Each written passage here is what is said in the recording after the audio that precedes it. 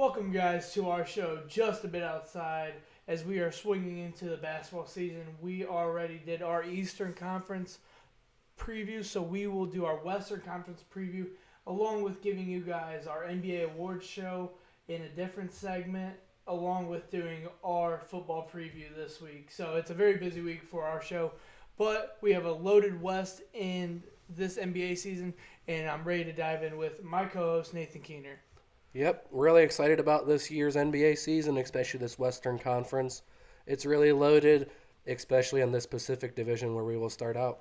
Yeah, we're going to start on the Pacific Division that has the Los Angeles Lakers, the Golden State Warriors, the Phoenix Suns, who won the Western Conference last year, the Los Angeles Clippers, who still have those high expectations, and the Sacramento Kings. So I have the Los Angeles Lakers as my number one seed in the West. I think they have a lot of veteran leadership, and even if they don't play all these games that these veterans do, I still think they have the young core to get them those quality wins when they aren't the primetime games and they're just the Wednesday, Thursday night games that they need to get wins. I think that their ceiling is an NBA title, and I think they have championship aspirations. And if this Laker team does get banged up like they did last year, I think that they can go as low as a 5 or 6 seed. Yeah, I have this team as my first team in the West as well as winning this division, obviously. And I would say this team goes as far as Anthony Davis takes them. He played 36 games last year, 22, 8, and 3, so not the Anthony Davis we've seen and been accustomed to, but he just wasn't himself last year. Couldn't get healthy, couldn't get in that groove. Same with LeBron last year. He was nicked up a little bit. He's got to stay healthy. Russell Westbrook, he's going to come every night and give it his all. Well, some nights we think. Backups, yeah, you got Kendrick Nunn and Malik Monk. You got some young, fresh legs there that come and get points. Forever Mello coming off the bench. He's always going to get you a bucket no matter what. Watching the Blazers last year, yeah, he still got it. He had 13, 3, and 2. He has improved as a defender, still that good rebounder, and they're going to need that with DeAndre Jordan and Dwight Howard. Those aren't really guys you want on the court towards the end of the game, your crunch time minutes. A guy like Melo could be in that closing lineup, closing out games, getting rebounds, getting the shots. Really intrigued, though, to see who they start in those other three spots, or other two spots, next to Westbrook, LeBron, and AD. In my opinion, I think it should be Wayne Ellington and Trevor Ariza when he gets back. Just provide that veteran leadership, some defense, some shooting, just things that they don't really have right now. You got Bazemore starting in there, and Jordan. You don't really see the spacing that you need to have a guy like Westbrook attack that lane with DeAndre Jordan in there. It's a shame that you got to have those centers in there with a guy like Westbrook. AD really should be the 5. LeBron should really be the 4. Get this thing really smooth. Yeah, a lot of new faces too to the Staples Center's new team. Some guys that they lost off of the championship season 2 years ago, and going back to this season, they lost a lot of new guys they lost a lot of guys in the offseason. Kyle Kuzma, Montrezl Harrell, Kentavious Caldwell-Pope, Alex Caruso, Markieff Morris, Dennis Schroeder, Ben McLemore, and Andre Drummond all found new homes. But with those losses, we have additions like Trevor Ariza, Dwight Howard joined the team again, Wayne Ellington, Kent Bazemore, Kendrick Nunn, Carmelo Anthony, Malik Monk, Rajon Rondo, and Russell Westbrook. So yeah, along with you, I think that the Lakers' true just focus is to stay healthy, maybe get a piece or a free agent signing here and there, but I think they have the key to win a title. I think that they should be the favorites to win the championship, but it's just they gotta stay healthy. Like AD and LeBron have to stay on the floor, and this team goes as long as AD takes them. Yeah, like you said, if your two stars are healthy, the rest of these guys in your team are really good because they're really solid other just number 3, 4, 5, 6 options. But if you're making those guys your 2 and 3s to go with Westbrook, if both of those guys are out, that's where you're really hurt. But really interested for Kendrick Nunn. I think he can really compete for 6th man of the year. He averaged 15, 3, and 3 last year. You're going to see a team competing every single weekend. Going to be at the top of the West. His name's going to be well known. Already is. Really watch for Kendrick Nunn this year. Even though Rondo's there, I feel like Nunn can really just bring the scoring that Rondo doesn't. Moving on to our next team in the Pacific Division is who I think is going to finish second in the Western Conference, the Golden State Warriors. Now they are missing Klay Thompson, but I still do not think that the NBA Finals appearance isn't a out of the question for the Warriors. I think that they can still do it. Their floor is a low seed due to if they strike injuries. Curry was banged up last year a little bit with a hand injury, and obviously they missed Klay Thompson all last year. But they did add Moses Moody and Jonathan Kuminga, who are very good draft pieces, along with Otto Porter Jr., Andre Iguodala, and Bajalica. Yeah, his name's tough to pronounce. He was nothing in Sacramento, but now he's going to be a household name in Golden State. That's always how it goes. But Yeah, all three of these guys had quality minutes. Looking to have quality minutes, sharing the floor with Steph Curry and kind of giving him that support before Klay Thompson comes back. Some notable losses are Kelly Oubre Jr. or Kent Bazemore, just kind of little pieces here and there that Otto Porter Jr., Bleacha, and Iguodala can kind of fill in the role. They need to get Klay back, and they just need to stay healthy for them to really take off. yeah. That the Warriors' big three is still intact. They've had and Clay comes back this year, and I'm really intrigued to see him. The last season we saw, he put up 24 and 3, but that was the third option. Now he's going to be that second option right next to Curry again. It's just a matter how fast can he get healthy. He's already been practicing. The report was Christmas to start, but clearly going to be a lot sooner there. So I have these guys finishing fifth, which if Clay comes back sooner, obviously, this is way too low for them. They could easily make the finals because these guys, with those big three, now they got some young legs in there. They really do. Jordan Poole is a guy that's really going to develop this year. He averaged 12, 2, and 2 last year. Expect some big-time minutes from him. We talked about Kuminga and Moody. Those guys are both 19 years old. They're going to get minutes at some point. Moody is going to be a three-point shooter for them. Kuminga, a little bit more development. Damian Lee's a guy that's still really young. Yes, they bring back a veteran guy like Iggy, but you'd figure he's there to mentor your two lottery picks. I mean, they play the same positions, similar fits. Iggy's going to teach those guys. He's there for that, but I'm really intrigued to see James Wiseman this year. I think he was the best player in his draft class. He goes 12, 6, and 1. And he got hurt last year. He only played 12 games in college, so he never really got a flow there. He's only played so many games above the high school level of basketball. And we saw he does have some real explosiveness in him. He does have a good shot that you can work with that they can teach to stretch the court later down the road, obviously. I just think they need to keep these young pieces. Sure, you want to bring in a superstar, but Curry is your superstar. He can carry this team easily. He was 2 percentage points away last year from the 50, 40, 90, and that's a shame. He was 38% or 48% on field goals, still 42% on threes. Lockdown, of course, at the free throw line. Never going to miss those. Just a really solid team here that clearly if Clay gets back and they can get a flow, they can be third, second seed. But right now, if Clay, I feel like they're going to bring him back slow and not really try to push the issue. Just feel like they're really struggling with bigs right now. Wiseman's out. Bjelica is going to play a bunch of minutes. Looney's your starting big. I just don't really like that. Feel like they'll struggle with the Jazz, the Lakers, teams that just have size. Feel like they'll struggle with right now until Wiseman gets back. But when those guys get back, yeah, it's going to be a completely different team. Expect them to get on a real run.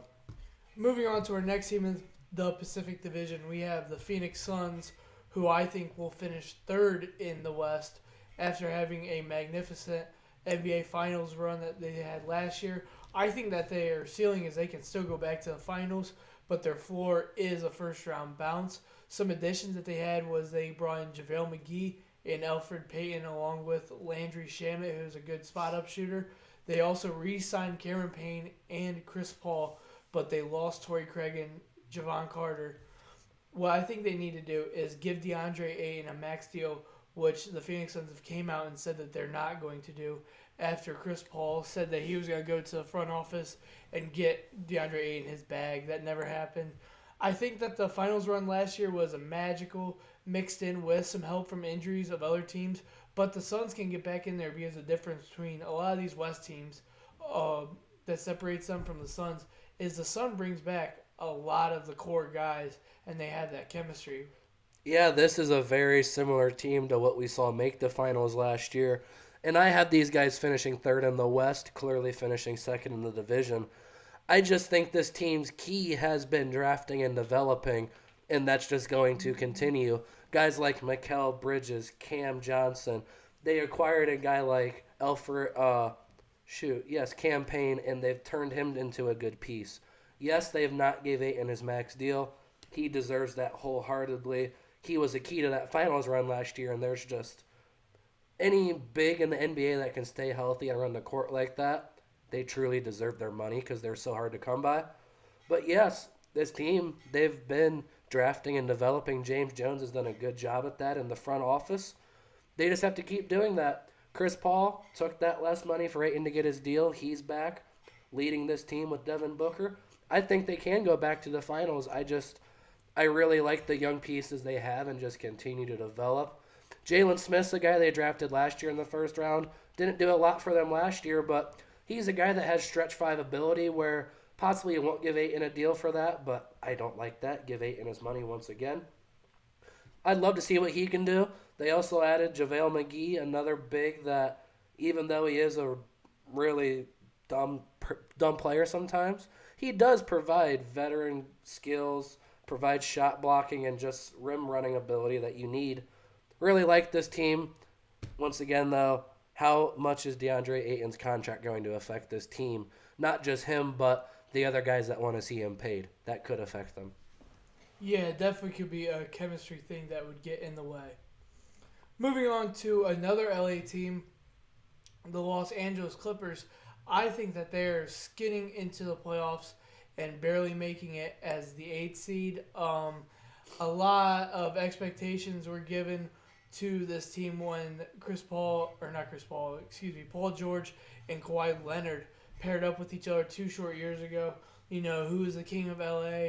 And to say the least, one conference final appearance in these 2 years have been short of expectations, to say the least. And they're looking at bounce back. Kawhi Leonard is out with injury until further notice, which he might miss the whole year. They look to try to bring him back, but I can see the Clippers rushing back, bringing him, and just kind of messing up the whole process and not letting it grow naturally.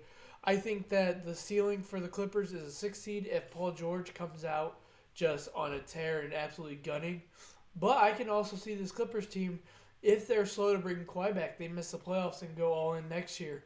Some additions, they did bring in Justice Winslow, who's a big body, kind of guard-ish type. Kind of like the Kawhi, he's a Dollar General version of Kawhi Leonard. And then you have Eric Bledsoe, who can run the point after losing point guards Patrick Beverly and Rajon Rondo. So they will need that role filled in. They just need to keep the defense up, stay healthy, and they need PG to just carry them on the back. I think this team goes as far as PG-13 takes them. Yeah, I would just say continue on the momentum you had last year in the playoffs. Paul George really did carry that team. He stepped up and silenced every single hater, which the hate never should have been there. He had one bad playoffs. He's had how many leading up to that? Even when he was younger in his Pacers days, he overexceeded expectations. Clearly, this team has not met the expectations they have. They could rush Kawhi back, but I think it's more about what Kawhi would do himself. We've seen him in San Antonio and Toronto kind of be a soft pussy. So we could really see him not want to rush it back. I feel like Ballmer won't really rush it, even though Kawhi could just up and leave. Like, that's always a possibility. Yeah, the thing about this team, you have 2 solid all-star wings like that without a doubt. You need a point guard to distribute them the ball, and I don't think Reggie Jackson is that. He overexceeded expectations last year, especially in the playoffs. Got his money. He was playing for his contract. I feel like once he got it, he's going to take a step down.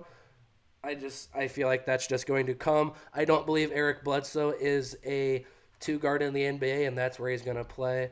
It just doesn't work. Look at the teams like the Cavs and teams like that run it. You can't run 2 small guards in there. I don't think that will work. I like Ibaka and Batum. I like Marcus Morris. Terrence Mann has really got to step up this year when Kawhi is out. He really showed up in the playoffs last year. Showed that he's a young, talented piece. And some pieces I'm intrigued about, they have 2 draft picks this year. Keon Johnson, who was a guy from Tennessee, really kind of slipped in the draft, but is an athletic freak, just a guy you got to slowly develop. So I wouldn't expect much out of him this year, but he could be a defensive menace. But B.J. Boston, he was a guy coming out. He played with Bronny in high school. High-ranked recruit, went to Kentucky, and that Kentucky team just wasn't good last year. They didn't meet the expectations, neither did he. He fell to the second round in that draft, but a team like LA drafts him. He goes back to his hometown. I feel like he's going to be comfortable there, just really flow with that team. He is a guy who can produce his own shot, which this team's going to need without Kawhi out. I know you're expecting a lot out of a young guy, but BJ Boston is a guy who could come into his own really quick. To round out the Pacific Division, we stay in California and talk about the Sacramento Kings, who I think will be the 12th best team out of the 15-team Western Conference. The ceiling is a play-in tournament, but I don't have those expectations for them. The floor is De'Aaron Fox leads your team, which I think rightfully at this point in his career he should do so if you don't provide him with the players to at least make the playoffs. I mean, the Kings have yet to make the playoffs in his career. Notable additions is Tristan Thompson, but you also lose Hassan Whiteside, so it's like kind of a break-even situation.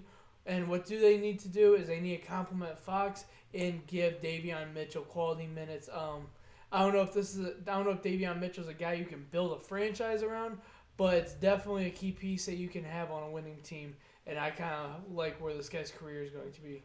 Yeah, as a Celtics fan, I see a lot of Marcus Smart and Davion Mitchell. He's just got that defensive mentality, but he also is a really good three-point shooter already. He's going to really excel for that with this team.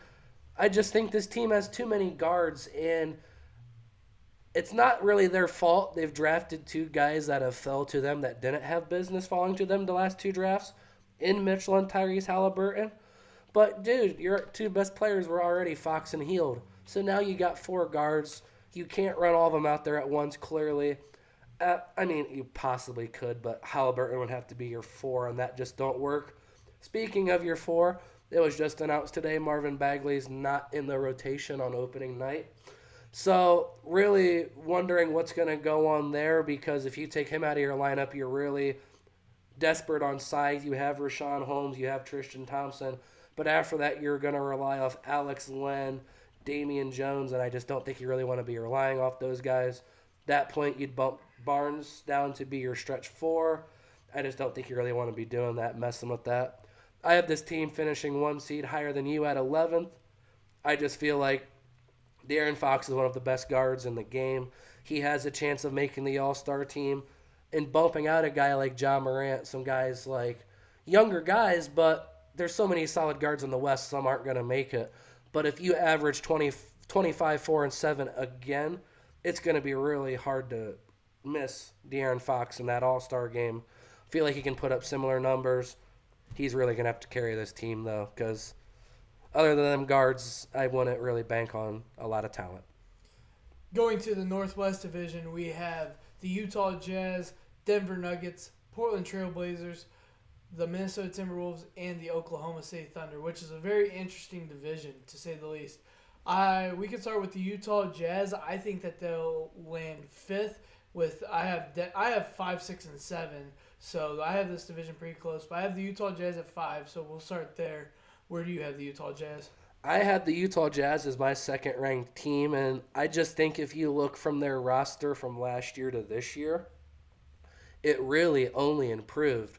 You add a guy like Rudy Gay, who's a 39% three-point shooter. Those guys are already freaking three-point specialists. Now you add another guy like that, who I feel like is going to be your starting 4. So that means you have Clarkson and Ingles and O'Neal both coming off the bench. The Butler trio of Jared Butler and Maceo Teague, I'm really intrigued about. Jared Butler was a real problem in the Summer League and preseason. We talked about Davion Mitchell. That was his backcourt partner, along with Maceo Teague. He's going to be a guy in a 2-way deal, might get some run, but Butler's a guy who can really be your backup point guard this year. If Conley misses games like he did last year, he's going to have to step up because Clarkson isn't your point. He's without a doubt your 2. Sure, Donovan Mitchell can play that point, but I feel like he's better off the ball, catching and shooting that we've really seen.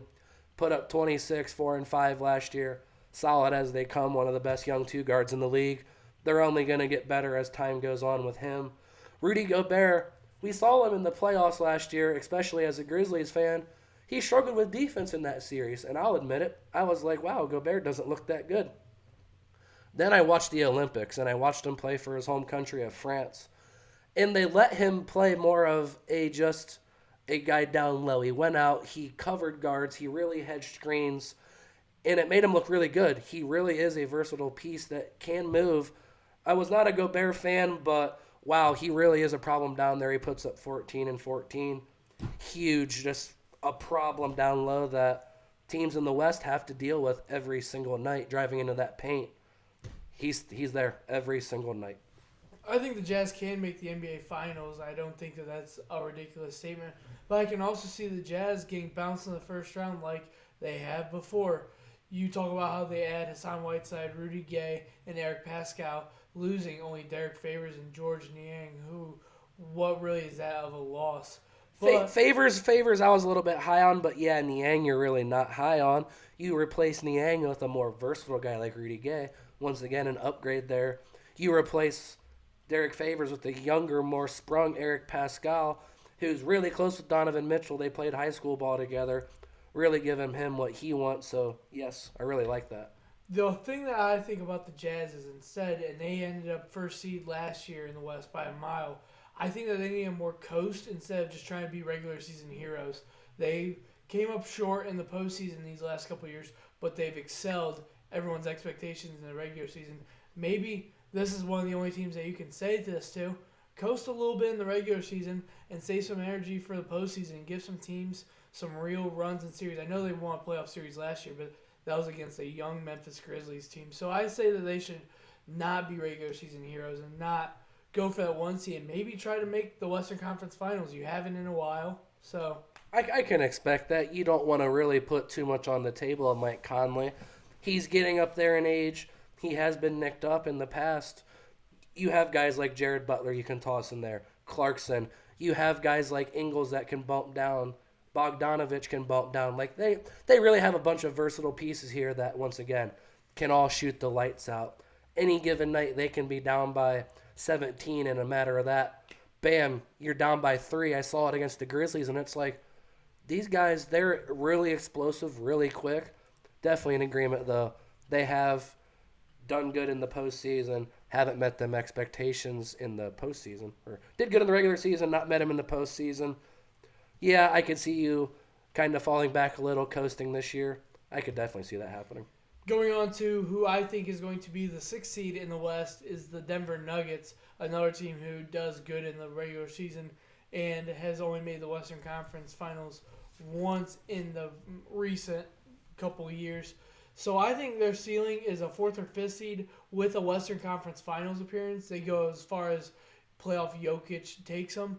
Their floor, though, is a play-in tournament or a low seed just to set them up for a first-round exit. Some notable additions is Austin Rivers and Jeff Green, who flourished well in the playoffs, playing alongside Kevin Durant. But they do lose a big, long JaVale McGee. What they really need is just a healthy Jamal Murray to get the Nuggets back in the swing of things and go back to fighting for a Western Conference final spot. Yeah, we watched the NBA bubble, and Jamal Murray was a freak down there. Then he had that unfortunate ACL injury. He's got to get that healthy. I just think this team, their one thing I knock them is they just lack star power. Other than Jokic, Murray's a good young guard, but I still take guys over him. They've just proved it more. Michael Porter Jr., yes, he's a young, talented player, but he really hasn't proved it. I think Michael Porter Jr. actually takes that step this year. He really needs to. I think he does take that step and is maybe not up to Jamal Murray because I think Jamal Murray and Michael Porter Jr. are two different players. But I think that Michael Porter Jr. can step up to be just as much as help to Jokic as Jamal Murray is night in and night out. Yeah, and with Murray out, you're going to rely on a guy like Monte Morris, who I believe is the best backup point guard in the league. No doubt about it. This guy would start on a lot of teams. Like, if you put this guy on the Lakers right now, I promise you, he is their starting two guard. Without a doubt, no hesitation. He is that good. You put him in your starting lineup, he really, yes, it's not Jamal Murray. You missed that 3-point ability, but it's not like Monte Morris is bad. You got a guy like Austin Rivers coming off to provide buckets. They traded for Aaron Gordon last year. I do feel like he's going to come off the bench this year. I feel like Jeff Green is going to start over him. And you trade guys for Aaron Gordon, and then he's just a piece coming off the bench. Aaron Gordon's a dunker. He's never really been more than that. It's just sad because he was a such high drafted piece out of college. Someone I'm really intrigued about, PJ Dozier. This is a few years ago. We talked about this the other day. When that South Carolina team made the Final Four, it was like out of nowhere, right? Well, this kid was a freshman then, and he declared for the draft after that. He went undrafted, and the Nuggets picked him up. Credit to them, they've just developed him along, just like they always do with young talent. And now he's a piece where you've played him last year in a lot of fourth quarters I saw. He's a piece that is 6'6". He can play guard, but he can also play your three. Real versatile piece. I think this is the year you have to let Bull do his thing. Just let him get on the court, see what he has, because I watched him in college at Oregon. His few games he did play, they were on pace to win the national championship, without a doubt. This kid is uber talented. Fell to the draft, the Nuggets scooped him up, but you can't get him on the court because they do have so much talent. He's just sat there, but he's had to go up against good talent every day in practice. He's worked on his craft. He really is versatile, can put the ball on the court for a big guy. I feel like this is a year you got to get him out there on the court. He can be your 4. He can be your 3. He can be your 5. Just get him out there at some capacity. So where do you think the Denver falls in? Oh, I'm sorry about that. Yes, I have them finishing 4th. I do think Monte Morris can keep them afloat while Jamal Murray's out. When Murray comes back, you can really just let him kind of get in and just gradually give him more and more. With a guy like Monte Morris, that really helps. They have a lot of guys around that. Will Barton, a guy we didn't even mention, solid 2 guard. I just think these guys just lack the star power to be any higher. Moving on to our next team, we have the Portland Trail Blazers, who have kept their same core with their star duo in C.J. McCollum and Damian Lillard, but have never got to get over that hump. I have them in the 7th seed, barely making the playoffs. I have their ceiling being a 5 seed, but I also have their floor either missing the play-in tournament or losing Damian Lillard, which, when it comes to that point, losing Damian Lillard is a bigger blow to your team than that. Some notable additions, because this team did have a lot of turnover from last year's roster to this year. They add Cody Zeller. They re-signed Norman Powell. They add Tony Snell, who has been shown somewhat of a good player. Ben McLemore, who is a decent scorer at times. And Larry Nance Jr. from the Cleveland Cavaliers.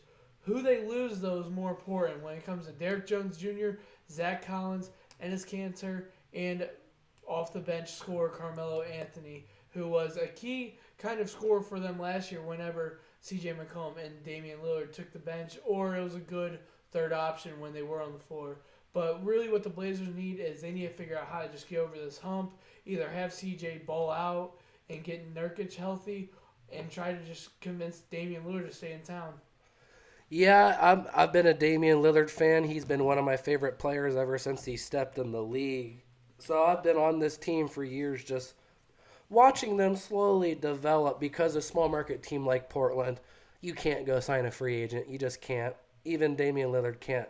Hey, man, you want to come play here? Like, he doesn't even have that luxury star power to do that, and that's Damian Lillard. Like, it's hard to get guys there.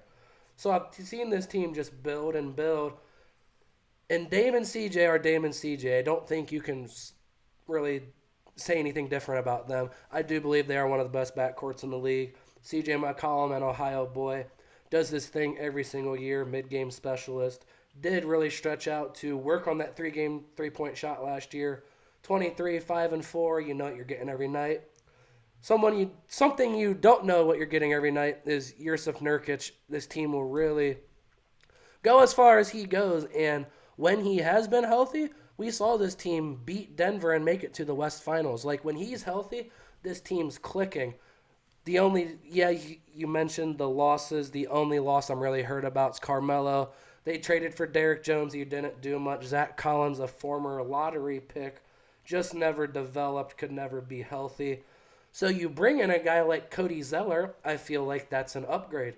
You bring in a guy like Larry Nance, I feel like that is an upgrade from Derek Jones.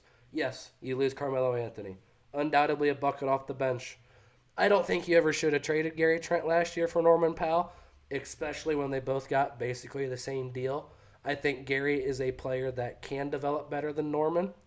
Robert Covington, a piece they traded for last year, multiple first round picks for him. He did not step up last year, but it's not really about what he does on the stat sheet. It's about more of just the defensive versatility he brings.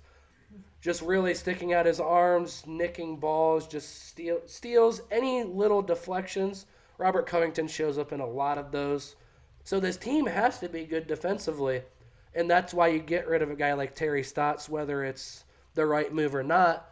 You had to shake this up. You bring in a guy like Chauncey Billups. Let's see what he's got. It's really going to depend on the defense because we know Dame can go out and get you 40 on any given night. These guys can go out and score, but it's can they slow you down? Because when they slow you down, they are one of the best teams in the league. I have this team finishing one spot ahead of you at 6, where they finished last year. I just don't know how this team can get any worse when you bring in Larry Nance, Cody Zeller, Tony Snell, who's a 57% three-point shooter. Yes, he doesn't get a lot of looks, but the looks he gets, he freaking puts through the hoop. Added Ben McLemore, a guy like Dennis Smith in the preseason was playing your backup point. Nasir Little, a North Carolina guy they drafted, high-ranked recruit. They've just been developing him. They got another one of those in Greg Brown Jr. He was from Texas. High-ranked recruit, fell to them in the second round. A guy I feel like can get some quality minutes this year because they don't have a lot of size. Other than Nurkic, other than Nance and Zeller, you are relying on Covington to be your 4. So other than that, I feel like Greg Brown can get minutes along with Patrick Patterson in this rotation. Excited about this team. They got to do something or else Dame's gone. Simple as that. Yeah, you talk about shaking it up, and the whole, I think that the NBA kind of central has talked about this team as, when it comes to Damian Lillard and CJ McCollum, do you keep those two and let them ride every season, knowing that that with Damian Lillard and CJ McCollum, you aren't getting championship aspirations because just the limitations you have with Damian Lillard's second player being CJ McCollum. And I've had this talk with you many times, and I've said package something around CJ McCollum to where you can get a player better than CJ, even if it is giving a couple bench pieces away. You're still getting someone that the ceiling is higher when it comes to giving Damian Lillard, more of a skilled player to kind of try to go to the championship and win it all with. You have mentioned a name like Ben Simmons. I don't think you have enough first-round picks because you've traded them. I don't think you have enough quality young pieces to make that trade. I think it's just more about fit. This team fits so well. They do have unbelievable chemistry. Dame and CJ are the best of boys. It's hard to break that up, whether it's the organization or those guys. Like Dame, he had the chance to leave, I bet, this offseason. He stuck it out with the guy that was in his wedding, one of his best men. That's CJ McCollum. Those guys are tight, always have been. Yes, they're not going to win a title, but how many times have the Blazers been in that contention? Basically 2 or 3 with Clyde in that. That was forever ago. I just think this team, if Nurkic is healthy, you really excel expectations because Nurkic is as good as CJ. I believe Nurkic is a top 5 big in the game. People just forget how good he is. Talking about Ben Simmons, we will talk about another team who's been in talks about trying to acquire Ben Simmons, and that is the Minnesota Timberwolves. That I think they will end up being the 10th seed in the West, just missing the playoffs. I think that they can reach the playoffs if they play up to those expectations, but the floor is Cat requesting a trade and wanting to get out of town. What they need is just to have good basketball around D'Angelo Russell, Karl Anthony Towns, and Anthony Edwards to make a playoff team. They lose Ricky Rubio, but they add Nathan Knight, McKinley Wright, the 4th, Tyron Prince, and Patrick Beverly. So where do you think the Timberwolves are? I think they're about 5 years out from being a legit contender in the Western Conference. I could see the Timberwolves finishing around that 10th spot. I have them down at 14. I just view teams better than them. But if Anthony Edwards does take the step that people see him taking already so quick, yeah, this team can be that good. Because Karl Anthony Towns, behind Jokic, behind Embiid, I would not take anyone else over Karl Anthony Towns. He's a problem, 25, 11, and 5. I don't know what more you want the guy to do. He puts up numbers every single year, never gets recognition, and it's a shame. So Edwards is your second star. D'Angelo Russell was supposed to be that, but this trade has never really worked out for them. He averages 19, 3, and 6, but it's more about the fit with them. Just he's such a ball-centric player, and we saw him have success on Brooklyn because they weren't a good team. He could really have the ball in his hands a lot, where now I feel like the ball needs to be in Edwards' hands clearly a lot more than D'Angelo Russell. Edwards is that good. He is that dude. Malik Beasley, solid guy off the bench. He's finally got his ankle bracelet off. Congratulations, you're a free man. Patrick Beverley, a guy off the bench you traded for. Really a menace that you can provide some defense that D'Angelo Russell does not provide. McKinley Wright did just that at Colorado. He was a Pac-12 first team all player. He's a defensive guy first, but he can shoot the ball. Along with a big, they have Naz Reid, a high-ranked recruit out of LSU, led them to an Elite Eight appearance that year. Went to the draft, really fell. Timberwolves scooped him up, and they've developed him really nice. 11, 5, and 1 last year. He can stretch the court. He can play your 4, but a guy holding that down is a guy I'm really excited about, Jaden McDaniels.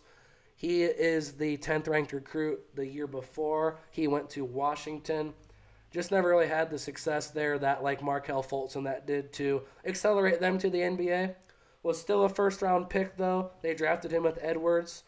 A real exciting young, long piece that you can't say enough good things about because he does provide so much on the court. Scoring, defensive, passing, he does provide a lot.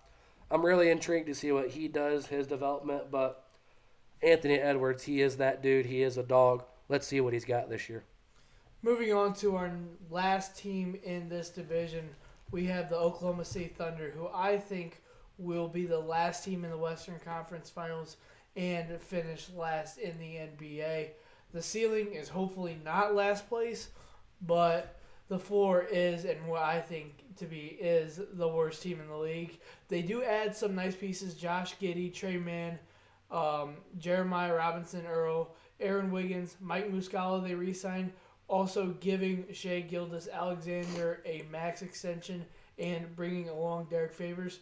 They lose Al Horford, and they had Kemba Walker in a trade but bought him out. What they just need to do is compete and not waste Shai Gilgeous-Alexander's career.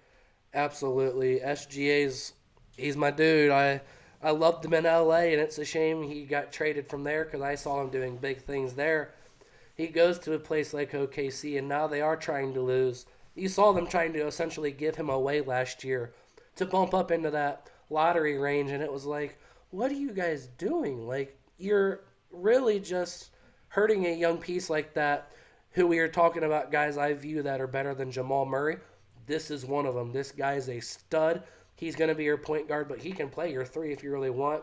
24, 5, and 6. He has an unorthodox game, but you just got to appreciate it, man. He's a basketball player. Just that's what he is. He doesn't make it look the prettiest, but he gets it done. This team's just so young. I don't see you have no reason to win. No will to win, I feel like, because you're not going to go win a title with this team. You're not going to develop these guys. I'm sorry. Darius Baisley's not a name that you're just going to develop into an all-star. Isaiah Roby's not that way. Pookie is a guy that I see a lot of potential in him.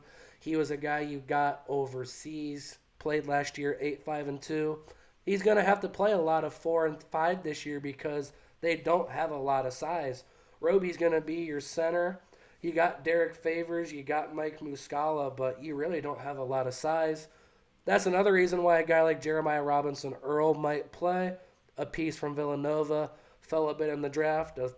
The Thunder, they got plenty of picks. Well, let's draft a good young piece. He's a good young piece that can play your stretch 4. A little bit bigger than Draymond Green, so just picture around there, but He does have that versatility, passing, shooting. Just you need to lose. Just let your draft picks play out and be good, and just let these guys develop or get SGA the hell out of town. Either one. Moving on to the Southwest in our final division in the Western Conference, we have the Dallas Mavericks, the Memphis Grizzlies, the New Orleans Pelicans, the Houston Rockets, and the San Antonio Spurs. So, not a solid division, but you still have some teams that can compete. The Dallas Mavericks will start out, and we've had some household talks with these guys. I think that they're going to overperform way more than people give them credit, and I think that they will end up being the 4 seed in the Western Conference.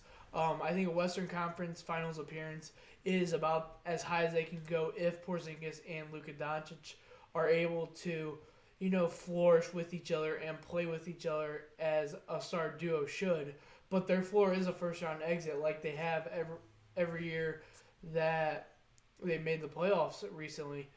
Notable additions, they do re-sign Boban and they re-sign Tim Hardaway Jr., who I think was one of the biggest re-signs in the Western Conference.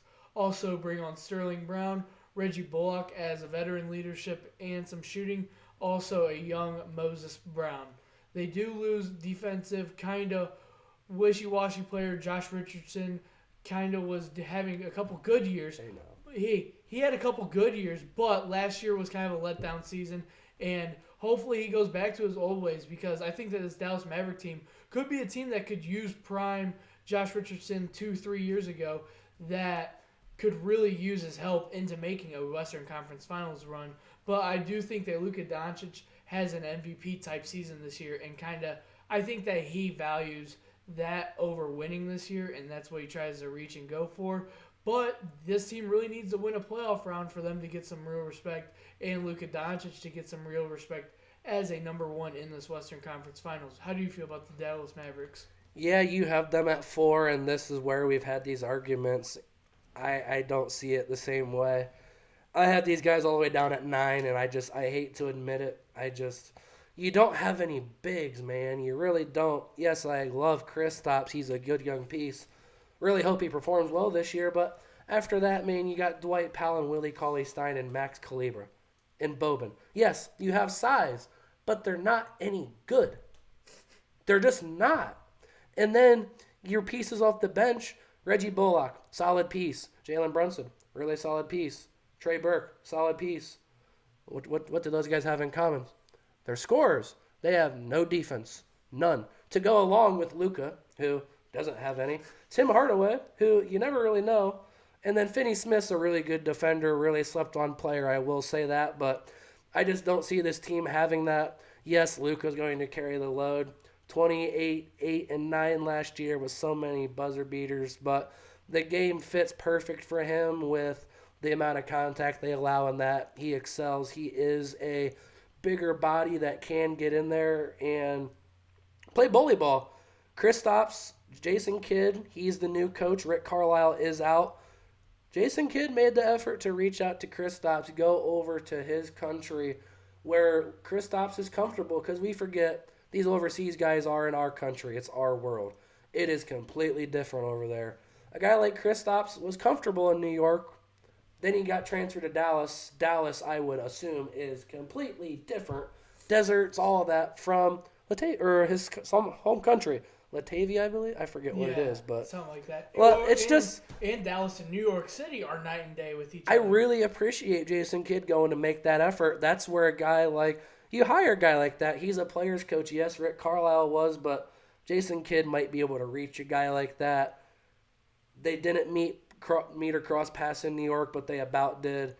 Let's see what he's got, because they also did that trade when the Knicks just, here, we're going to trade you Kristaps, but also here's Tim Hardaway, and it's like, oh, well, okay.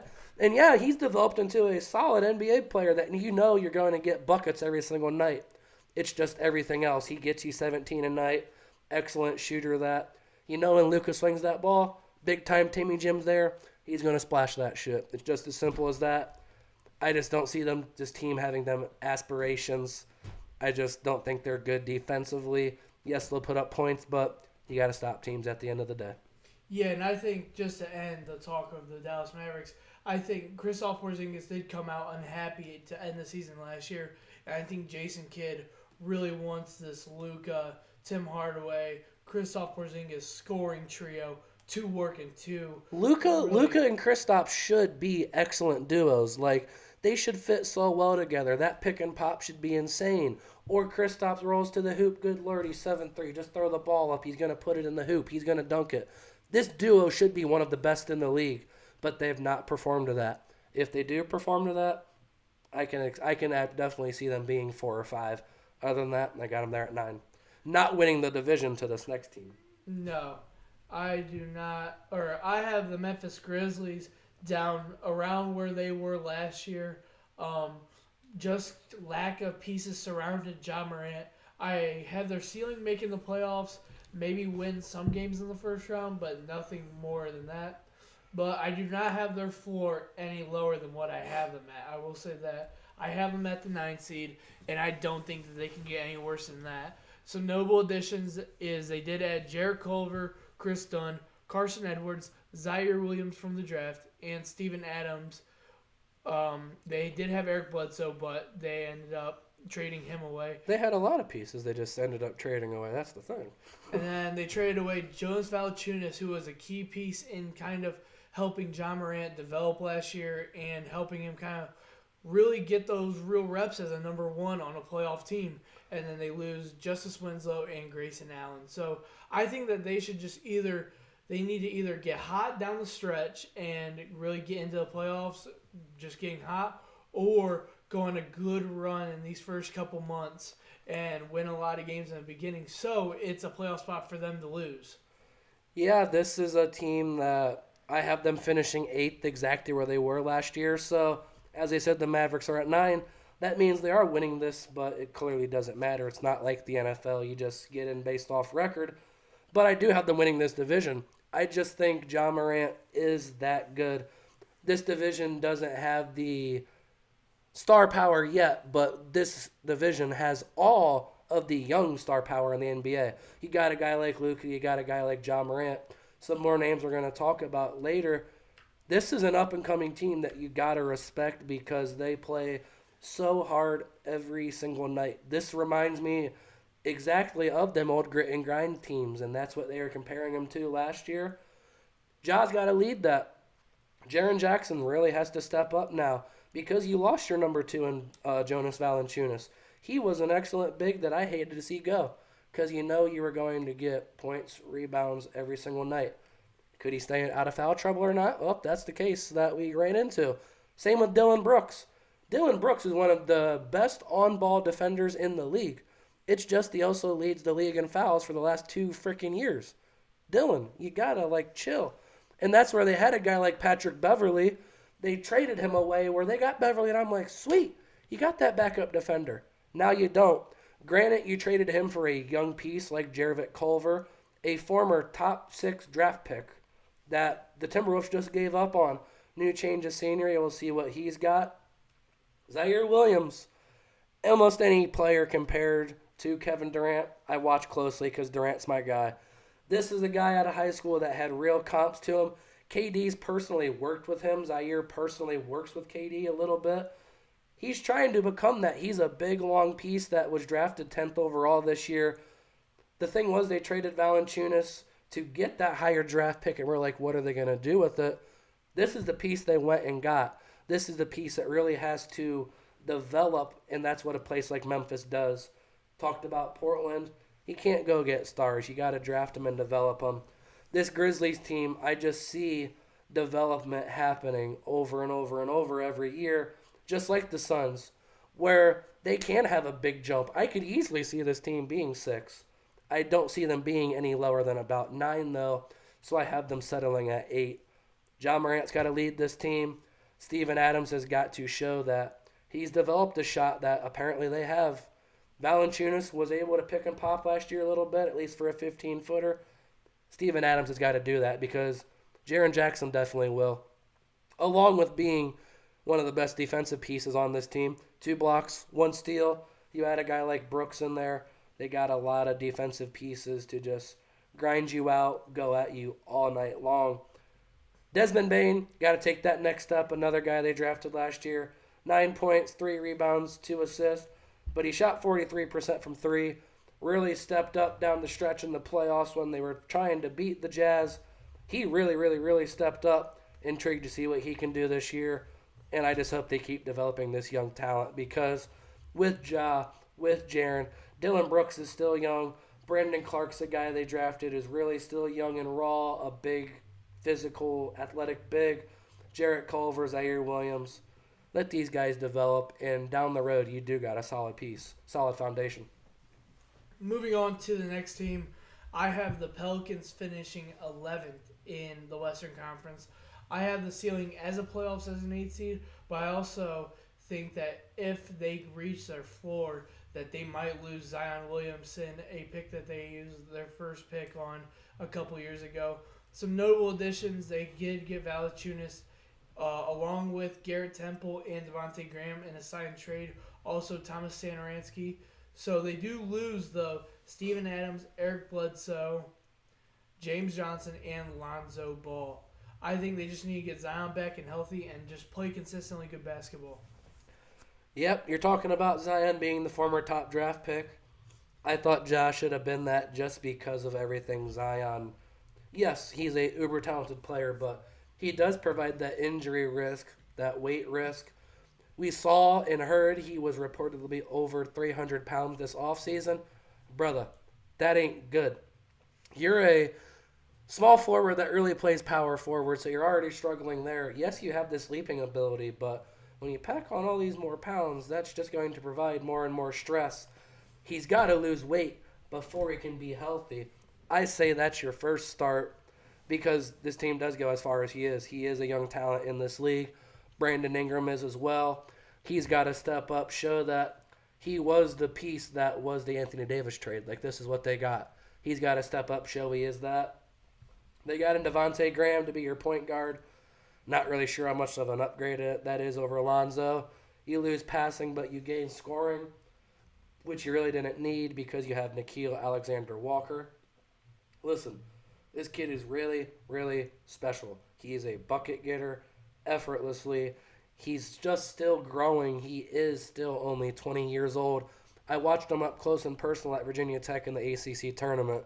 Kid is uber talented. They just got to get him the ball. I remember when they drafted Jackson Hayes really high. Like, that's a really solid draft pick. Then they also drafted Nickeil Alexander-Walker like 7 picks later. And it was really kind of just swept under the rug.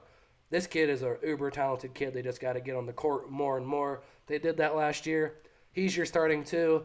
Josh Hart, one of the most underappreciated players in the league. It's a shame he went back to that place because I would have loved him on a lot of other teams. He provides a lot every single night. 9 points, 8 rebounds, 2 assists. From a guy that really is a shooting guard, but he plays your small forward role. Kiara Lewis, the guy they drafted last year. Speedy, quick, young point guard from Bama. He's got to develop and mature. Jackson Hayes, they said he really improved this offseason. We saw him in the news with the police and all of that happened at his house. Whatever. Apparently that really pissed him off and motivated him. He's an explosive young big where you can get the ball to him. Next to Valanciunas, he's your starting big. We talked about him in Memphis. It sucked to see him go because he averages 17, 13, and 2 every single night. We talked about it. Points, boards, leadership. Just a fun personality to be around in the locker room. I'm sure he's really going to provide some leadership to that team. I don't see how this team can squeak into the playoffs. I feel like Zion's going to miss games. He always does. If he plays 50 games, they're going to have to win probably, 30 of those to make it in? I don't know if he can do that. This team's just not good enough to win 30 games. Moving on to the next team, who the next 2 teams we'll talk about are at bottom of the barrel when it comes to the Western Conference. We have the Houston Rockets, who I think will be the 13th best team in the 15-team conference. I do think they did draft 4 first-round picks last year in Jalen Green, Sengun, Usman Garuba, and Josh Christopher. Also re-signed David Nwaba and acquired Daniel Tice while losing Kelly Olynyk. Just the ceiling is maybe playing tournament, maybe, but the floor is I don't think they're going to be the worst team in the league, but they're still going to be bad. They just need maybe Jalen Green to win Rookie of the Year, but still Houston's going to be bad even if that happens. I think it's not if Jalen Green wins Rookie of the Year. I think it's when Jalen Green wins Rookie of the Year. Yes, we talked about in the East preview of, oh, I want to get a Detroit, but yet I'm happy in Houston. He just want to be the number one pick, man. He is that talented. He went straight to the G League out of high school. We didn't experience him in college basketball. Most people don't turn on a G League game. Those G League games were televised last year. I watched almost every single one of this kid. He's called the unicorn for a reason. As a 18-year-old kid against pro players, yes, they are a step down, but they're big physical guys. You go from high school straight to that. It's clearly a step up from college. He had 18 points, 4 rebounds, and 2 assists. But what I was more impressed about, he did shoot 47%. He did shoot 37% from 3. He's already adjusted to that NBA-style, NBA three-point line where I feel like right out of the gate that gives him a huge advantage. He's already used to that shot, used to the flow, used to the NBA lifestyle. Really excited about this team where this guy is one of the up-and-coming stars in the game, and I haven't even seen him step on the court then. I have that much talent, I have that much trust that Jalen Green will be it. He is that dude. You just got to get him some pieces around him. Yes, they had 4 first-round picks. Yes, they have Christian Wood from last year, 21, 10, and 2, really solid piece before they got hurt. Yes, they have Kevin Porter Jr., but really in the NBA you have to have multiple stars now. I feel like the Rockets need to, yes, I know you want to go win games. I know you want to go be exciting, which they will. You're better off finishing around 13, which is where I have them, to get another high draft pick because this is another excellent class coming out. Really high on Alperen Sengun. He was the Turkey League MVP. He put up 19.9 while also 1.7 blocks. A real versatile piece that can stretch it out and shoot, but he is an excellent shot blocker. Watched him in the Summer League, watched him in the preseason. We'll talk about it on our awards show, but I'm going to break it to you. I have this guy on my All-NBA first team because I just feel like you're not going to play Daniel Tice that much over Alperen Sengun because you're trying to develop them. Yes, Daniel Tice, I'm a Celtics guy. I love Daniel Tice back in Boston. Solid player. But you got to develop these guys. They're not going to go out and win this year. That's why I also feel a guy like Eric Gordon, yes, a solid player.